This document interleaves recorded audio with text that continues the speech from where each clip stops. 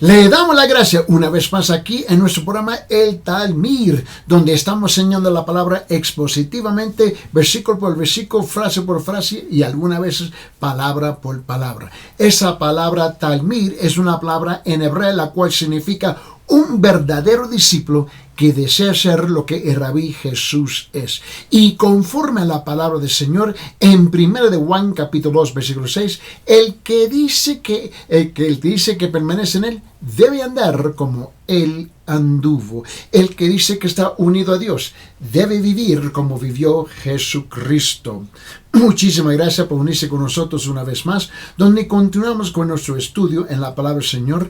Y en estas semanas estábamos hablando sobre el nacimiento virginal o el sorprendente nacimiento virginal de la persona del Señor Jesucristo. Perdón. Y estamos nosotros estudiando este tema porque ahora que nos estamos aproximando a las Navidades, mucha gente se está celebrando, como dije el día de ayer, y continuamos hoy día entendiendo y estudiando la profundidad teológica, ¿no?, del sorprendente nacimiento virginal. Vamos a regresar a nuestras escrituras aquí en Mateo capítulo 1. Vaya conmigo en Mateo capítulo 1 del versículo 28 hasta el 25. Vamos a leer y continuar para poner en contexto la enseñanza hoy día dentro de un texto que tiene su contexto bíblico. Dice en Mateo capítulo 1 versículo 18 en adelante, dice: y el nacimiento de Jesucristo fue como sigue. Estando su madre María desposada con José, antes de que se consumara el matrimonio, se halló que había concebido por obra del Espíritu Santo.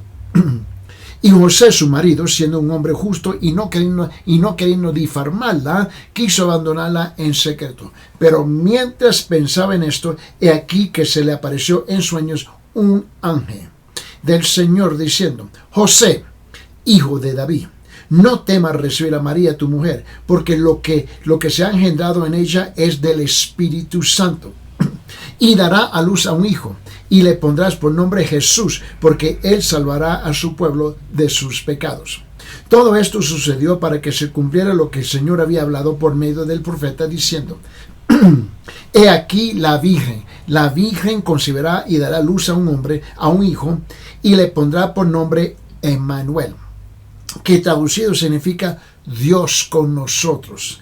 Y cuando despertó José del sueño, hizo como el ángel del Señor le había mandado, y tomó consigo a su mujer, y la conservó virgen hasta que dio luz a un hijo, y le puso por nombre Jesús. Note conmigo, por favor, que sin embargo, que la virginidad de María, ¿no?, protegía algo mucho más importante que su propia moralidad y reputación piadosa. Se aseguró que la deidad de Cristo y apoyó la veracidad de su enseñanza y obra como el Hijo de Dios. Y si Jesús hubiera sido o fue concebido por medios naturales con José o cualquier otro hombre, escuche bien, él no hubiera sido Dios y no habría sido un verdadero salvador de los pecadores. Por esa razón tenemos que reconocer que es la importancia, enfatizar, darle la importancia al sorprendente nacimiento virginal, porque es Dios que por medio del Espíritu Santo que viene a engendrar en el vientre de la Virgen María sin ser tocada, que asegurando que el nacimiento de su Hijo Jesucristo pudiera ser algo identificando la deidad completamente de Cristo.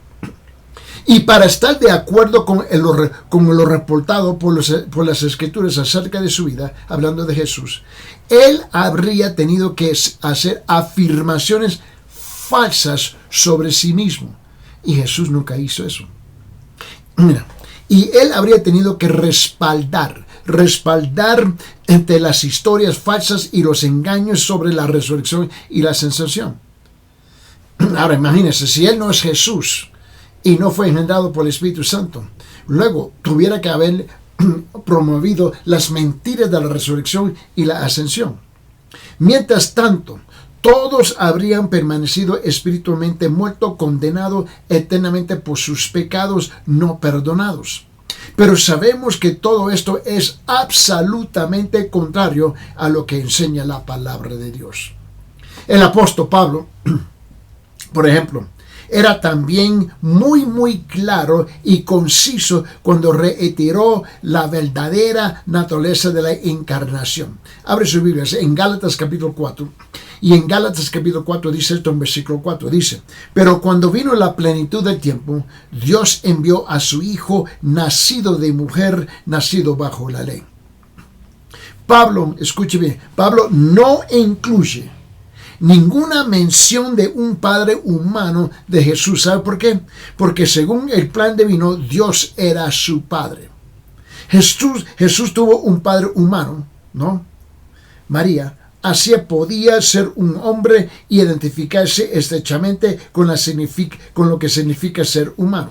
Pero note bien, Dios tiene que enviar a su Hijo. Esto es lo que nosotros nombramos la encarnación.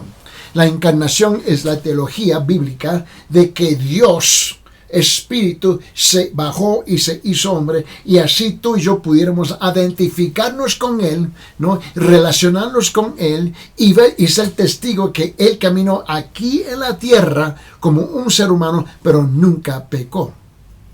En el libro de Filipenses, en capítulo 2, abre su Biblia ahí, en Filipenses capítulo 2, y mira lo que dice en versículo 5, 6 y 7. Dice esto: haya pues en vosotros esta actitud, que hubo también, ¿quién? En Cristo Jesús, el cual, aunque existía en forma de Dios, no consideró ser igual a Dios como algo que aferrarse, sino que se despojó a sí mismo, tomando forma de siervo, haciéndose semejante a los hombres. Y cuando dice se despojó, te recuerda que Jesús está a la mano diestra del Padre Celestial en su propio trono. Y cuando él dice que se despojó de sí mismo, en otra palabra, Él se despojó de su gloria, se despojó de su majestad y lo deja ahí en el trono. Y Él es enviado por el Espíritu Santo al vientre de la Virgen María. Y Él no se consideró a ser igual o aferrarse a decir yo soy Dios. Yo no voy a ningún lado. Yo soy Dios. Yo no me voy a humillar. Jesús nunca hizo eso. Nota lo que dice el autor del libro de los Hebreos. Hebreos capítulo 4 versículo 15. Y en Hebreos capítulo 4 versículo 15 dice esto: porque no tenemos un sumo sacerdote que no pueda compadecerse de nuestras flaquezas, sino uno que ha sido tentado en todo como nosotros, pero sin pecado. Cristo. Por esta razón estamos celebrando la Navidad. Que Él baja, se hace ser humano. Él sufre lo que nosotros sufrimos. Él experimenta lo que nosotros tenemos que experimentar. Él vive lo que nosotros vivimos, con la diferencia que nunca pecó. Y tenía filiación divina para poder vivir una vida sin pecado, perfectamente cumplir con la ley de Dios para nosotros y hacer el sacrificio perfecto por nuestros pecados. Es cierto que después de todos estos siglos del divinamente inspirado Evangelio de Mateo, declaran que Jesús nació de una virgen, y todavía lo declaramos. Su milagrosa concepción sigue siendo imposible, sigue siendo imposible de entender que Jesús nació de una virgen. Yo comprendo eso. Dios no quiso explicar los detalles de ella a nosotros. Y aun cuando decidió dejar inexplicado las complejidades de su creación del universo de la nada. De la manera precisa podría ser un Dios en tres personas, o exactamente lo que pasa cuando nacen los depravados pecadores mientras que se arrepientan de sus pecados y confían en Cristo. Ahora, muchos de los elementos esenciales del cristianismo, Dios quiere que los creyentes aceptan por la fe. El entendimiento completo tendrá que esperar hasta que nosotros llegamos al cielo. Pero en 1 Corintios, abre sus Biblias. En 1 Corintios dice esto en versículo 12. 1 Corintios capítulo 13, versículo 12. Dice, porque ahora vemos en un espejo veladamente, pero entonces veremos cara a cara. Ahora conozco en parte, pero entonces conoceré plenamente como he sido conocido. Ahora, regrese conmigo a ese mismo versículo. A ver si lo ponen en estos términos. Cuando leemos dice, pero ahora vemos por un espejo veladamente, pero entonces veremos a cara, y ahora nosotros conozco en parte, pero entonces nosotros conoceré plenamente como he nosotros sido conocidos. Ahora note, la segunda cosa es la respuesta de José hacia el nacimiento virginal. ¿Cómo es que José respondió al nacimiento virginal? Y esto es importante, porque las noticias iniciales de la condición de María le presentó a José un doble problema. Una persona atenta y responsable, preocupado por hacer lo correcto, es la persona de José. José no estaba dispuesto a continuar con sus planes originales una vez que percibió que una parte crucial de los planes ya no era aceptable. ¿Cuál era? Resulta que su esposa está embarazada y él nunca la tocó. Su dificultad fue intensificada por la realidad que él era un hombre recto, genuinamente preocupado por hacer lo que era moral y éticamente correcto según la ley de Dios. En primer lugar, cuando José comprendió que María estaba embarazada, él sabía algo. Él sabía que no podía ir adelante con su matrimonio. Él sabía que no era el padre, y basándose en lo que él sabía en ese momento, tuvo que asumir que fue otro hombre. La segunda cosa es que la decisión difícil de José se trataba como debía tratar con María. Porque era un hombre bueno, era un hombre piadoso, era un hombre justo, un hombre cariñoso. Estaba apenado ante la idea de avergonzarla públicamente, que era una práctica en ese entonces común en aquellos días cuando una esposa era infiel. Y más aún, ante la posibilidad de exigir su muerte como se prevé aquí. Mira, por ejemplo, no te olvides que José tenía que vivir debajo de la ley. Y en la ley nos dice lo siguiente en el libro de Deuteronomio capítulo 22. Abre sus Biblias ahí, Deuteronomio capítulo 22. Y mira lo que dice en versículos 23 y 24. Dice esto. Si hay una joven virgen que está comprometida a un hombre y se acuesta con ella. Mira, dice que está comprometida. Si hay una joven virgen que se está comprometida a una joven y otro hombre la encuentra en la ciudad y se acuesta con ella, entonces llevaréis a los dos a la puerta de esa ciudad y los apedrearéis hasta que mueren. Y la joven porque no dio voces en la ciudad, y el hombre porque ha violado a la mujer de su prójimo. Así quitarás el mal de en medio de ti. Y los dos, y la ley era matarlo a los dos. Ahora, nosotros no sabemos si José sintió ira. No sabemos si José sintió resentimiento. No sabemos si José resintió amargura. Pero ciertamente él experimentó vergüenza. Vergüenza de lo que tenía que asumir que era cierto que María se había acostado con otro hombre. Y sin embargo, la preocupación de José principalmente no era con su propia vergüenza, pero con la de María. Es algo increíble. Mira, en el libro de Mateo capítulo 1, te recuerda que estuvimos leyendo aquí en versículos 18 hasta 25. Ahora mira lo que dice en versículo 19. Mateo capítulo 1, versículo 19 dice esto. Y José su marido, siendo un hombre justo y no queriendo difamarla, quiso abandonarla en secreto. Por lo tanto, el plan de José era de divorciar a María secretamente si ella no tendría que soportar la vergüenza de todos en la comunidad sabiendo acerca de su supuesto pecado.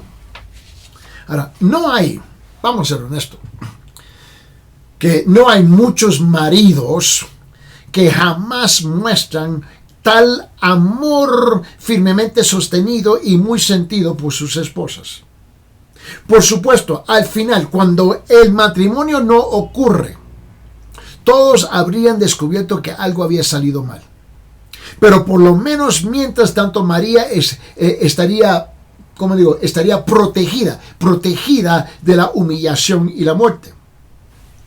El Señor, sin embargo, en su providencia soberana y maravillosa gracia, intervino directamente en la situación y planes de José y lo salvó del trauma adicional de que en realidad llevar a cabo su divorcio. Note el siguiente versículo. En Mateo capítulo 1, versículo 20, por favor, abre sus Biblias ahí. En Mateo capítulo 1, versículo 20, note lo que sucede ahora.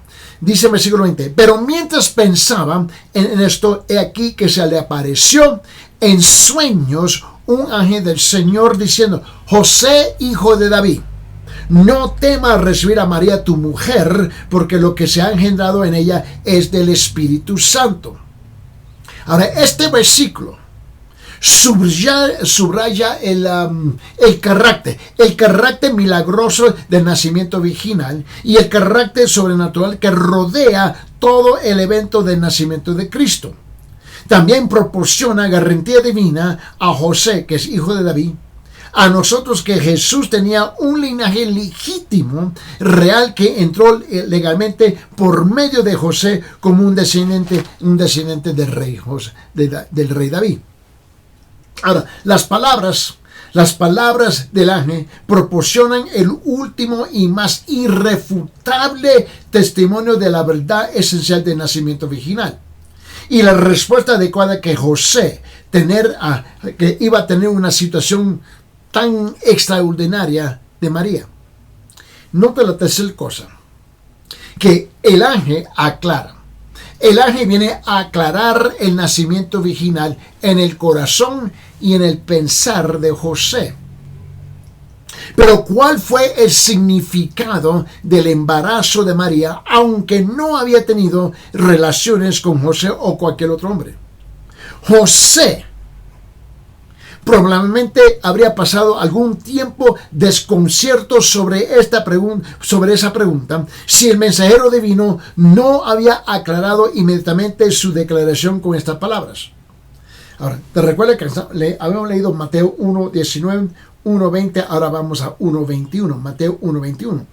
Y no te dice, y dará a luz, el ángel le está hablando a José, y le dice, y dará a luz a un hijo, y le pondrás por nombre Jesús, porque él salvará a su pueblo de sus pecados.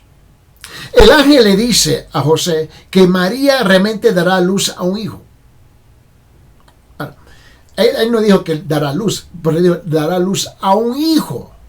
Y no solo cualquier hijo, pero Jesús, quien salvará a su pueblo de sus pecados. Quien salvará a su pueblo de sus pecados. Él le anuncia la misión y el propósito y la razón por qué Jesús va a nacer. Dios escogió el nombre de Jesús por su hijo, porque su significado básico había definido el propósito primordial y fundamental para la venida del Hijo de la Tierra. Jesús es la forma griega, el nombre, es de la hebrea Josué o Yeshua, cada uno de los cuales significa Jehová salvará. Note que el bebé que María había concebido por el poder del Espíritu Santo y daría luz en el plan de Dios, crecería para testificar de la salvación del Padre, y él mismo sería esa salvación.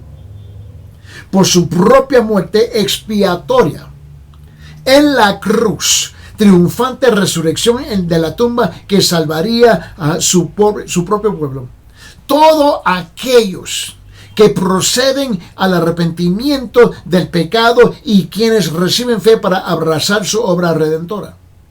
Note la cuarta cosa sobre el sorprendente nacimiento virginal. Número 4, el nacimiento virginal profetizado. Esto fue profetizado años y años y años atrás, siglos y siglos y siglos atrás. Note, estamos hablando de más de 2000 años. Y en ese momento que el ángel le dijo a José sobre el nacimiento único de Jesús. La idea de un nacimiento virginal no era uno, escúcheme bien, no era uno que era completamente ajeno a la comprensión de los judíos de sus escrituras. Y aunque lo mal interpretaron, muchos de los rabinos habían hecho una exegesis del libro de Jeremías, capítulo 31, versículo 32, donde dice que la mujer rodeará al hombre, de una manera que sugiere que el Mesías tendría un nacimiento inusual. Mira lo que dice. Abre su Biblia. Aquí en Jeremías, en capítulo 31, versículo 22, mira lo que dice en este versículo. Dice, ¿hasta cuándo andarás errante, hija infiel? Porque el Señor ha creado algo nuevo en la tierra, la mujer rodeará al hombre.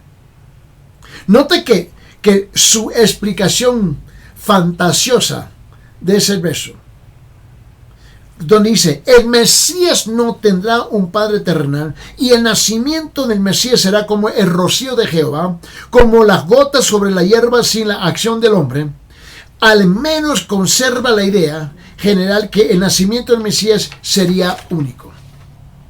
Mira, en realidad, en el principio de la Biblia, en realidad, el libro de Génesis nos da el primer vistazo, que el nacimiento de Cristo sería especial. Mira, abre su Biblia ya en Génesis capítulo 3.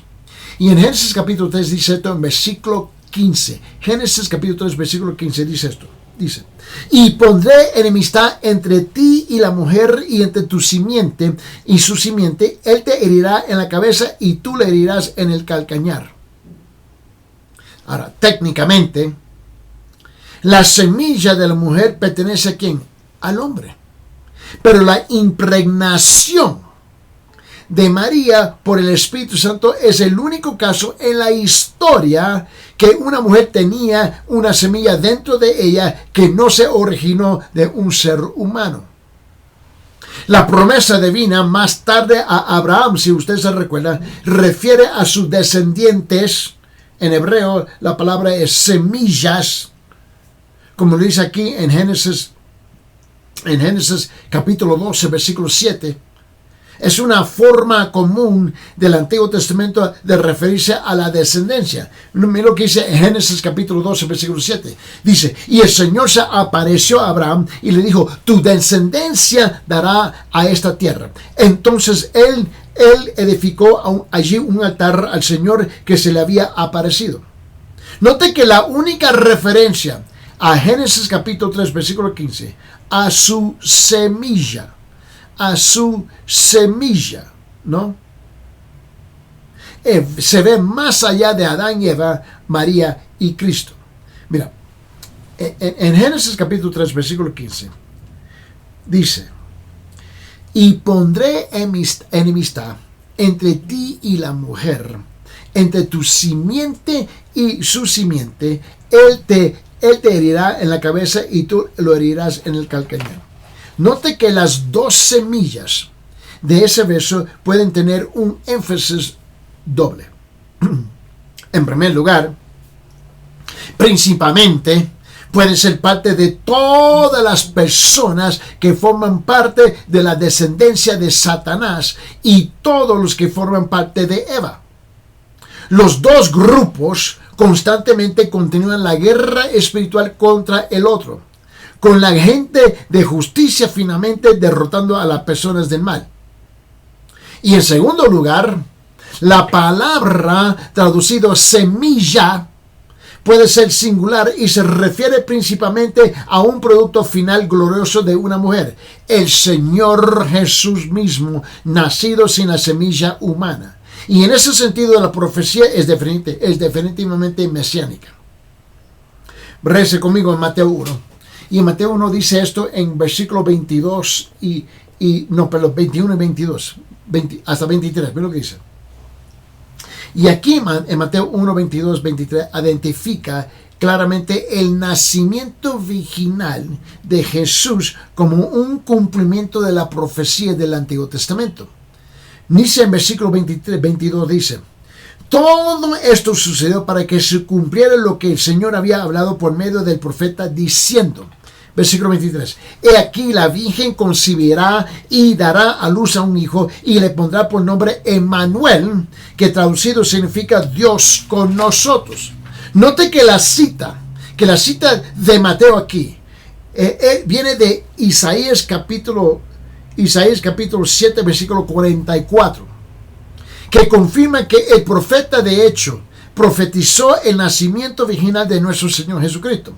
Mira lo que dice en Isaías capítulo 7, versículo 14, dice: por tanto el Señor mismo os dará una señal, he aquí una virgen concebirá y dará a luz a un hijo y le pondrá por nombre Emmanuel. Note que el profeta Isaías hizo esta profecía trascendental durante el reinado del impío y idólatra rey Ahaz de Judá. El rey enfrenta una gran amenaza militar del rey israelita. Peca, el nombre de él era Peca. Y el rey sirio, Rezín. Dos de los cuales querían derrocar a Acaz, reemplazarlo con una monarca más obediente.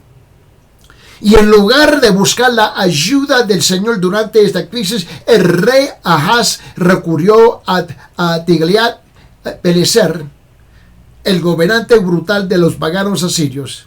Y Acaz incluso indujo su asistencia ofreciéndole oro y plata robadas del templo de Dios. Acaz se negó a escuchar el informe de Isaías que Dios entregaría al pueblo de Peca y Rezín.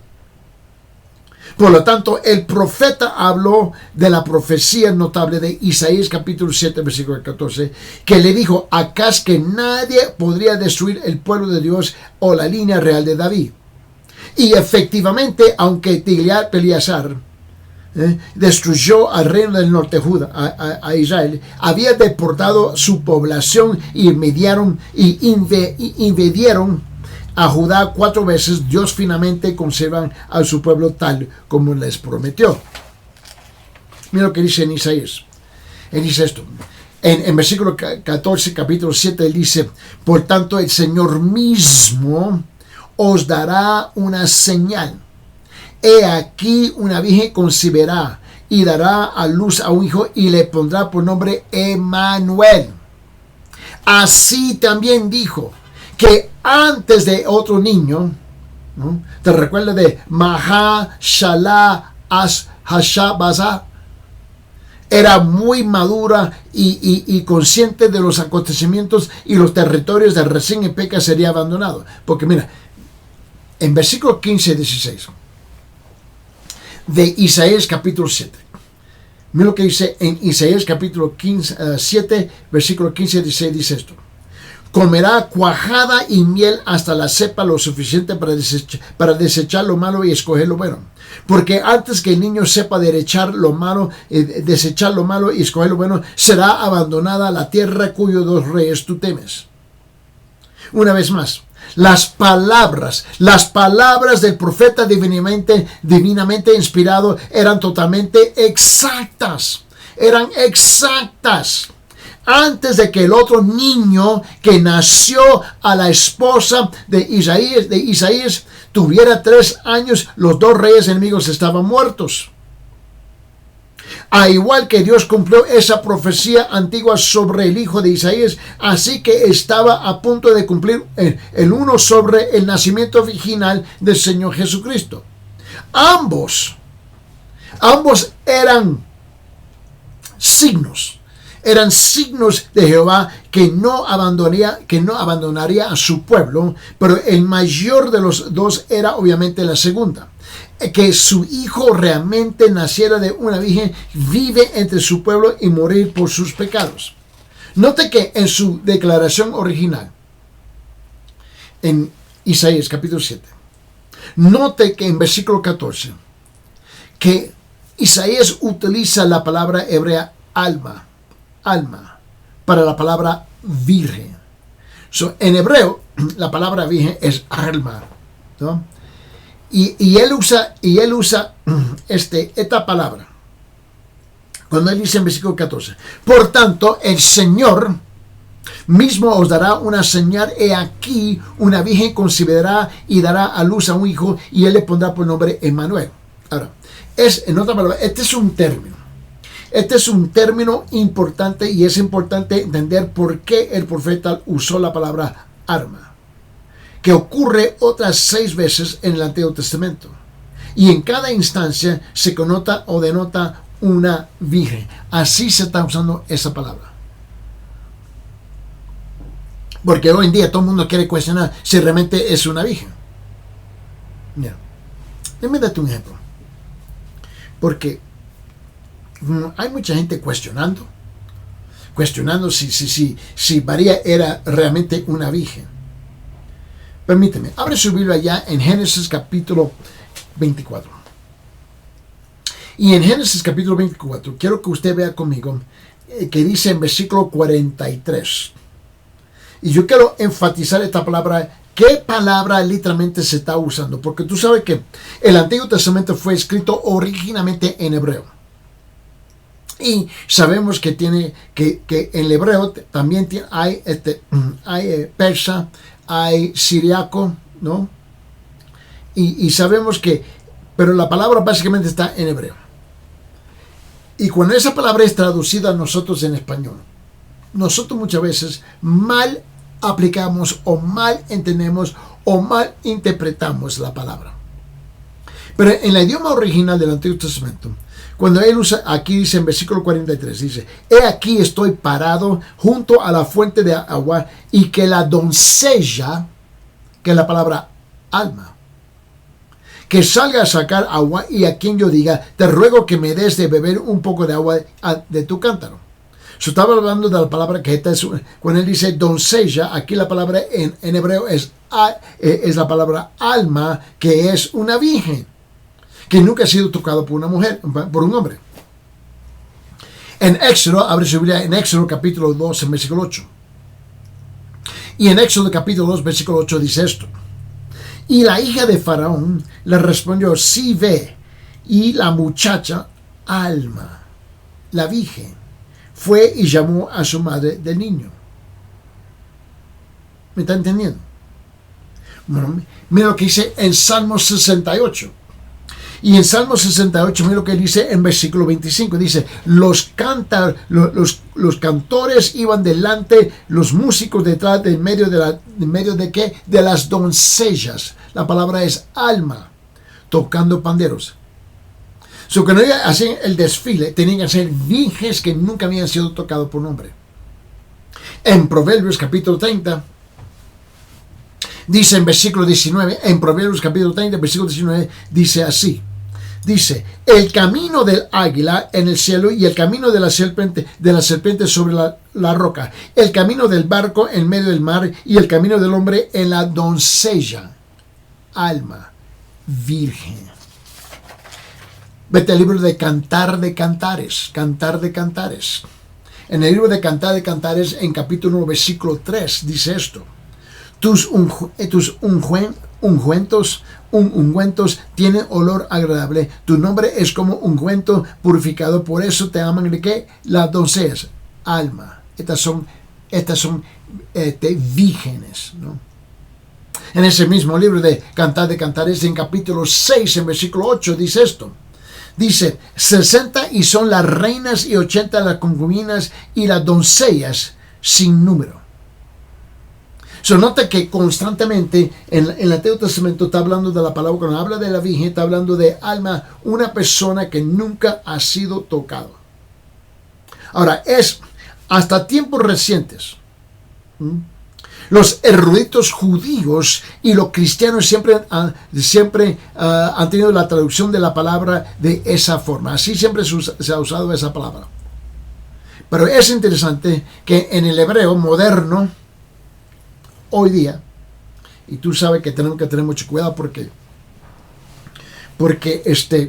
tú sabes que la lengua siempre está, que el idioma siempre está creciendo, siempre está en un estado de transformación, siempre está cambiando. Ahora, hoy en día tenemos muchas jergas y modismos y formas de hablar, ¿no? Donde estamos literalmente cambiando los términos, y muchas veces cuando tú cambias un término con otro término, lo que no te das cuenta es que tú estás cambiando los conceptos igual. Y ahora, en esta época moderna, y ahora estamos en la época postmoderna, y es interesante que en el hebreo moderno cualquier alma o betula, B-E-T-U-L-A, betula puede significar virgen.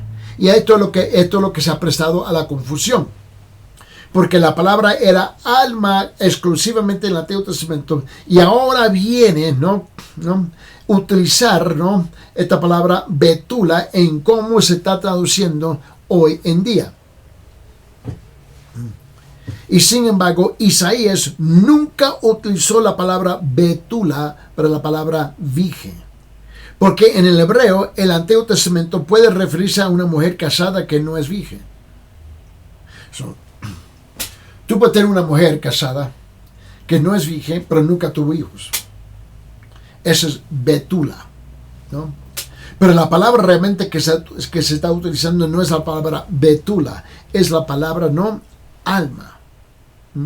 Lo que dice, por ejemplo, abre su Biblia, Deuteronomio capítulo 22, versículo 19. Deuteronomio capítulo 22, versículo 19, dice esto: y le pondrá una multa de 100 siclos de plata, y quedarán al padre de la joven porque difamó públicamente a una virgen, a una betula de Israel. Y ella seguirá siendo su mujer, no podrá despedirla en todos sus días. También, si tú vas al libro de Joel, ahora Joel capítulo 1, versículo 8, lo dice de esta forma, dice: lamentablemente como virgen o betula, ceñida de silicio por el esposo de su juventud. Mira, es evidente, por tanto, que utilizó la palabra alma en Isaías capítulo 7, versículo 14, con la clara, precisa convicción de que la mujer que llevaría al Mesías sería, de hecho, ser una mujer joven que nunca tuvo relaciones sexuales con un hombre. Por esa razón él dice en Isaías capítulo 7, versículo 14, donde él dice: por tanto el Señor mismo os dará una señal. He aquí una virgen concebirá y dará luz a un hijo, y le pondrá por nombre Emmanuel. El uso de Mateo de la profecía de Isaías siguió directamente en el camino de la profecía, del profeta, perdón. El apóstol no le daba alma a un giro cristiano para que su uso se ajuste con teoría del nacimiento virginal. No. En cambio, Mateo le dio el término, el mismo significado como Isaías lo había destinado, demostrada por su traducción alma con la griega parthenos. En griego la palabra alma sería parthenos, que es la misma palabra usada por los traductores judíos del Antiguo Testamento griego. Y aunque la credibilidad del nacimiento virginal no descansa únicamente en el uso de una palabra hebrea, una comprensión general de los antecedentes y el uso de la palabra alma fortalece nuestra fe en el único nacimiento de Cristo. También nos ayuda a ver que Mateo, bajo la inspiración del Espíritu Santo, sabía exactamente lo que estaba haciendo cuando relató Isaías capítulo 7, versículo 14. Para el nacimiento de Jesús Y declaró nuevamente las verdades igualmente sorprendentes, que una virgen concebirá y dará luz a un hijo y le pondrá por nombre Emmanuel. Él está bien claro aquí lo que dijo en Isaías capítulo 7, versículo 14. Y en su nacimiento virginal, Cristo fue, en el sentido más literal, el Hijo que era Dios con nosotros. Ahora, la quinta cosa importante sobre el sorprendente el nacimiento virginal es que la ocurrencia del nacimiento virginal mira, toda la explicación de Mateo de la importancia del nacimiento virginal vino dentro del sueño revelador que Dios le dio a José. Y dicha comunicación directa y extraordinaria evidentemente ocurrió mientras que José estaba involucrado en la actividad ordinaria de dormir. Él estaba acostado, estaba dormido cuando Dios viene a hablarle. Pero Mateo no registra ningún detalle de la reacción inmediata de José. Solamente lo declara, pero no lo registra en detalle. Excepto para decir que despertó y obedeció las instrucciones del ángel. Regrese conmigo. En Mateo capítulo 1, mira lo que dice en versículo 24-25, Mateo capítulo 1. Y cuando despertó José del sueño, hizo como el ángel del Señor le había mandado y tomó consigo a su mujer. Y la conservó virgen hasta que dio a luz a un hijo y le puso por nombre Jesús. ¿Te puedes imaginar? ¿Te puedes imaginar el gran alivio de los sentimientos de José? De asombro, ¿no? De alivio, de gratitud, de haber sido una vez